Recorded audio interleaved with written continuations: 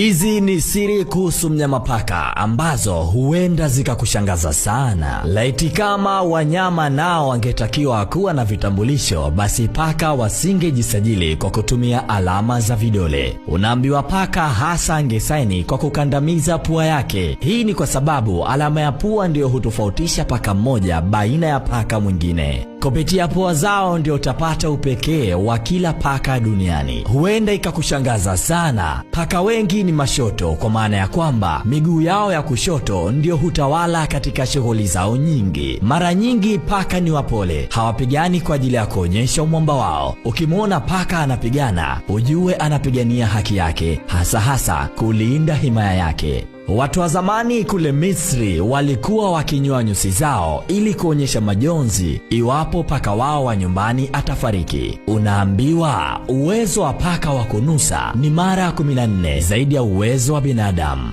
Paka pia anaweza kuruka hadi futi 8 kwenda juu. Mnyama huyo anaweza kuruka mara 6 zaidi ya urefu wa mwili wake. Lakini pia paka ana akili nyingi kuliko mbwa. Unaweza usiamini, hii ni kwa sababu paka ana zaidi ya neurons milioni 300, wakati mbwa ana neurons milioni 160, huku binadamu akiwa na zaidi ya neurons milioni 80. Paka pia anaweza kuishi hadi miaka 30. Hadi sasa paka anayeshikilia rekodi ya dunia ya kuishi umri mrefu ni paka Cream Puff, aliishi miaka 38 na siku 3. Paka huyo aliishi jimbo la Texas nchini Marekani. Unaambiwa paka anavotoa mlio wa miau huwa ni pale tu anapokuwa anawasiliana na binadamu. Paka peke yao kamwe hawasiliani kwa kutumia mlio huo. Unaweza usiamini, paka ni mnyama anayeweza kujitibu majeraha yake kwa kukoroma. Kitaalamu tunaita purring. Paka wa nyumbani huweza kuzalisha frequency kati ya 25 hadi 150 Hz. Kwa kiwango hiko kinaweza kusaidia mifupa na misuli kukua vizuri na pia kujitibu mwenyewe. Mapigo yao ya moyo ya paka yanapiga mara 2 zaidi ya mapigo ya moyo ya binadamu. Kwa paka, ndani ya dakika moja moyo wake hupiga kati ya mara 110 hadi 140. Kawaida moyo wa binadamu hupiga mara 60 hadi 100 ndani ya dakika moja. Mwaka 2004 wana ekolojia kutoka Ufaransa waliweza kugundua kaburi ambalo lilikuwa na mifupa ya paka iliyokadiriwa kuwa ni zaidi ya miaka 9500 huko nchini Cyprus. Paka mrefu zaidi duniani ni Stewie, alikuwa na urefu wa inchi 48.5, wakati paka mrefu kwenda juu zaidi duniani ni Arcturus, alikuwa na urefu wa kwenda juu wa inchi 19.05. Asilimia 70 ya maisha ya paka wanayatumia